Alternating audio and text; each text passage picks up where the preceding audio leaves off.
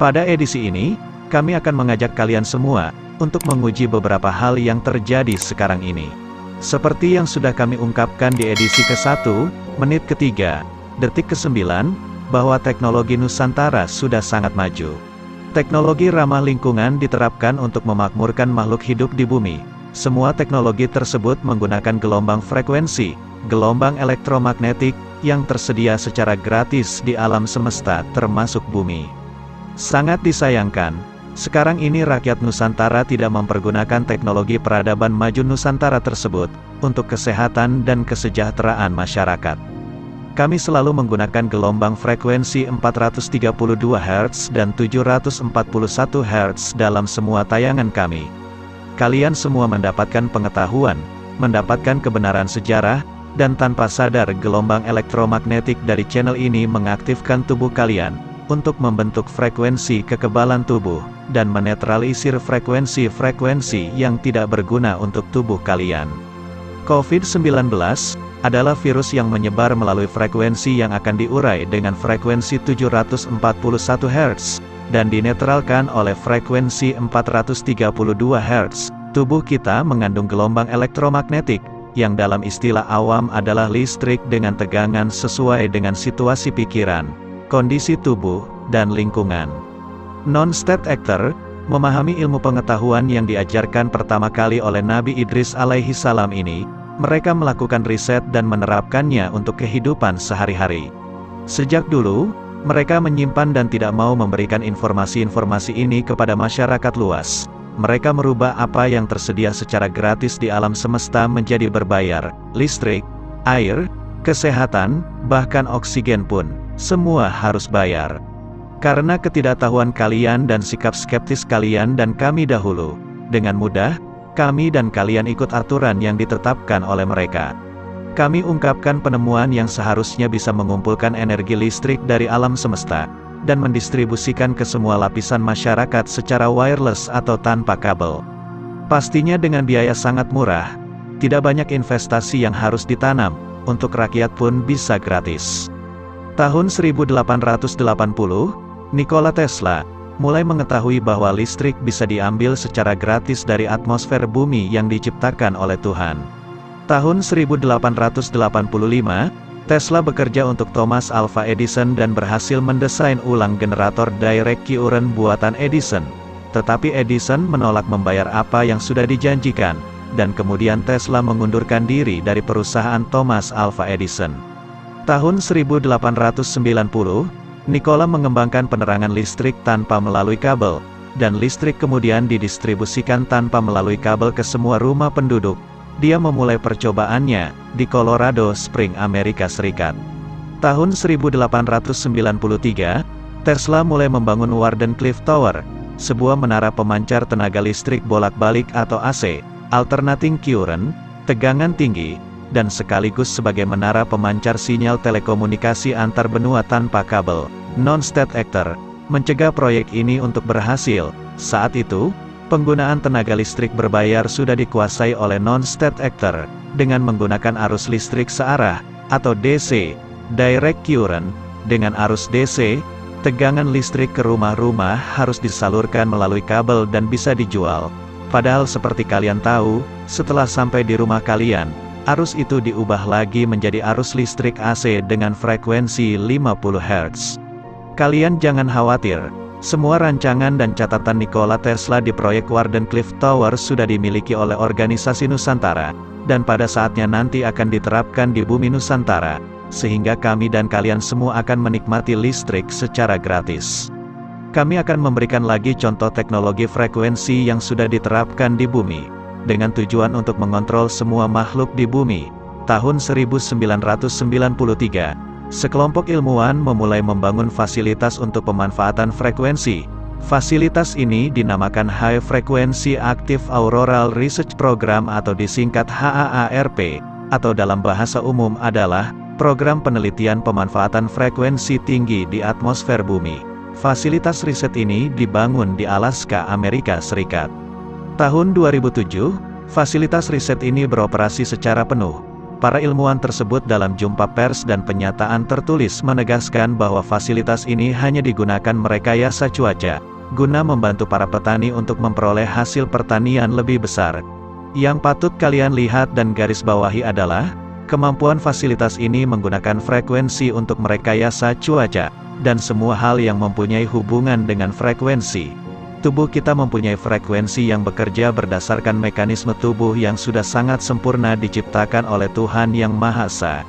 Bila mampu merekayasa cuaca, berarti juga mampu merekayasa frekuensi yang ada di dalam tubuh manusia. Coba lihat apa yang dilakukan Dubai, Uni Emirat Arab beberapa hari yang lalu, untuk mengurangi hawa panas di negara tersebut. Mereka menggunakan frekuensi untuk menciptakan hujan. Frekuensi tersebut menciptakan muatan listrik dan melepaskannya di awan untuk mendorong awan menggumpal dan mengakibatkan hujan. 2 tahun ke depan ini akan menjadi bisnis miliaran dolar dan sekaligus menjadi alat untuk memaksa negara-negara yang tidak mau mengikuti mereka. Kalian coba mencari data-data kondisi iklim di China. Banyak berita-berita yang berusaha ditutup oleh pejabat negara China mengenai situasi terkini negara tersebut. Mereka mengalami hujan lebat terus-menerus yang mengakibatkan banjir di mana-mana. Mereka mengalami badai pasir, dan masih banyak bencana-bencana lain yang terjadi di China dan berusaha untuk ditutup. Kondisi tersebut adalah kondisi alam yang diciptakan oleh teknologi yang dibuat manusia, bukan merupakan siklus alam semesta. Sekarang, kami akan sajikan data-data mengenai wabah yang terjadi di bumi sejak 1 Masehi. Kami akan fokus hanya pada wabah yang diciptakan non-state actor, dan mengakibatkan berubahnya kondisi ekonomi dan politik negara-negara di dunia. Tahun 444 Masehi, terjadi wabah Cyprian di Inggris. Wabah ini menyebabkan diare, muntah-muntah, demam dan radang tenggorokan. Saat itu Inggris sedang berperang melawan kerajaan Skotlandia. Wabah ini mengakibatkan Inggris harus mencari bantuan ke Foderati atau kalian kenal sebagai suku barbar Saxon Jerman. Dengan bantuan mereka, Inggris memenangkan pertempuran tetapi kemudian Saksonlah yang menguasai Inggris.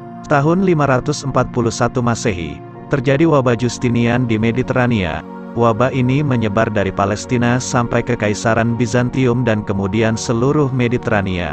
Wabah ini mengakibatkan rencana Kaisar Justinianus untuk menyatukan Romawi Timur dan Romawi Barat menjadi batal, menghancurkan perekonomian Kekaisaran Bizantium, menciptakan situasi apokaliptik yang mendorong penyebaran agama Kristen Ortodoks dengan sangat cepat.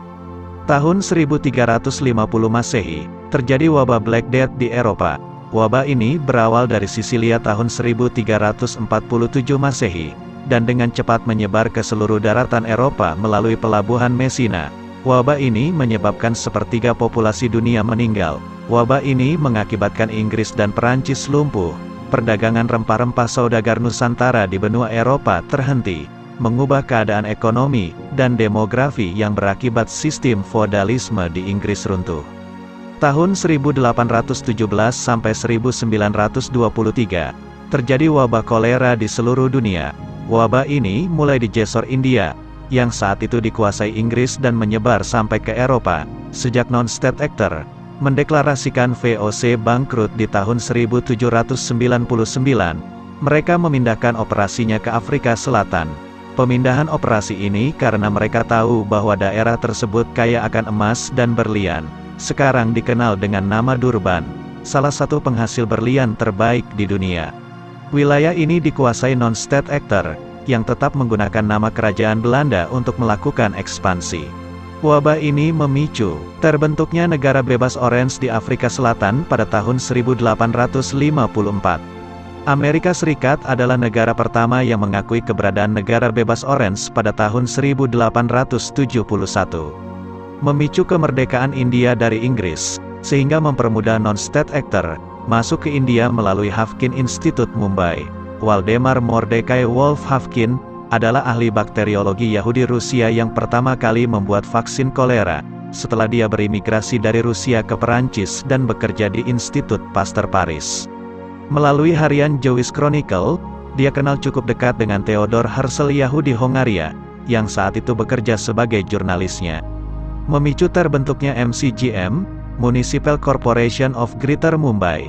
Ini kota mandiri yang memiliki pemerintahan sendiri terpisah dari negara India. Sama seperti City of London Corporation di Inggris dan negara bebas Orange, kekuatan perekonomian dunia sejak itu mulai dikontrol oleh non-state actor.